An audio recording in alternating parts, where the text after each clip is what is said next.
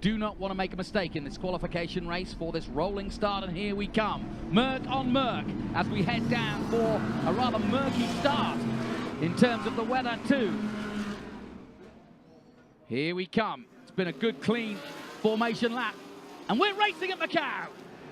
What a beautiful sound and what a beautiful sight here at Macau. Macau dives into third place and a tap to the wall for sure from one of the Mercedes, and I think, if I'm not mistaken, that wasn't Eduardo Mortara. Look at the Maro angle now. Look at that. I said there'd be 3 wide, and they are. And here comes the number 18 BMW in third place. It was a super start by Augusto Farfus. Absolutely rocketed off the line. Looked to find a space. He found a space as well. Up into 4th place. And really challenging for 3rd. He's got 3rd already. And Maro Engel takes the lead as they go through Lisboa for the first time. Is anybody going to get caught out by the famous corner that is? Ooh, Rosenquist just misses the Lisboa corner there, but they're all safely through. Super stuff by the Brazilian in the 18th BMW Art car.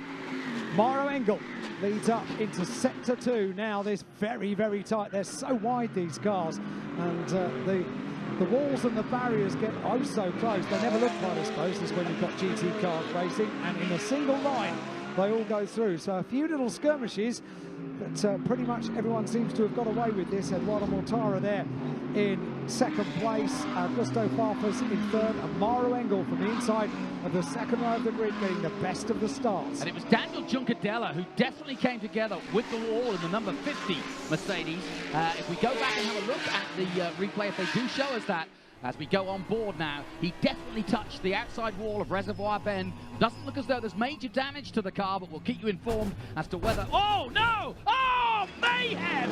And there's millions and millions and millions of dollars of damage here at the mighty Macau. And that is one of the worst GT accidents I've ever seen here. And in the place, the city that is a gamble, the lottery has absolutely come to an end. Right at the front of here is the 911, and you can see his frustration. Cars everywhere. Lucas de Grassi not even on the ground. Not on the tarmac. And not able to get out. Did anybody make it through? No hesitation in bringing out the red flag. Yes, they did, look. Course completely blocked. My goodness. My goodness. What were you saying as we walked across the bridge? Everything had been relatively clean so far today. Mm-hmm. I rest my valise. Goodness me. 4 cars come through. Wow. Into pit lane. Now, we don't know...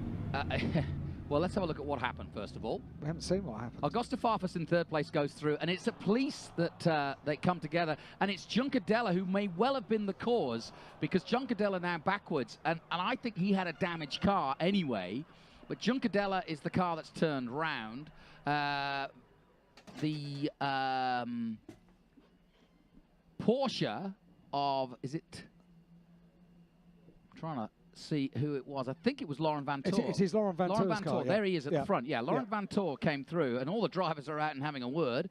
But obviously, nobody happy. Lucas de Grassi in the middle of your picture there. 4 cars have got through.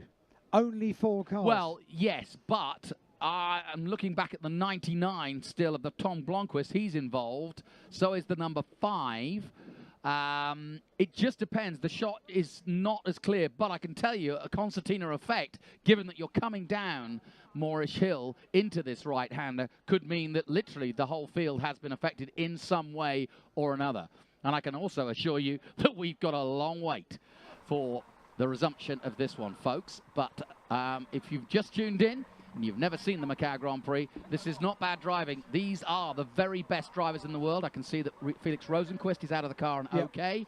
My first thought is that everybody's okay. Laurent Vantour taking a tour around his car. There's one of the Audi drivers, and yeah, this is a real mess. But what I was going to say, and here comes the cranes, so it won't take them too long to start to extricate them, but it just depends how further back how far down back the this field goes. Yeah, I don't think we're going to be able to get a camera angle that will show us the tail of the field, so therefore we can start picking out and working out how many cars are okay. So certainly we've got Nico Muller's car there, hard up to the barrier on the left-hand side of your screen.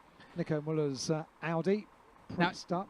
It's a scene I've seen in Formula 3 many times, but never in GTs, not to this extent. No, we did say this the very, very tight section of the circuit, and GT cars get wider and wider, don't they, with every incarnation of a GT car. So the road completely blocked. So I almost can't bear to watch this. I know, it's painful, isn't it? I'm sure the teams and the manufacturers can't bear to. And there's the first Audi out of the way. That's the Honda. That's the Excuse me, that's the NSX Honda. Yeah. Now Marciello is in the pits. And you know what? The other thing that's happening at the moment is it's getting darker and darker, as if rain clouds are looming in. They reckoned on the weather forecast, if we got a shower, a proper shower, it will be about 1 o'clock this afternoon. It's 25 to 1, everybody. Local time. So Rafael Marciello talks to the AMG team. His first outing with this Mercedes crew at Macau in a GT car. And so far he's equipped himself pretty well. But now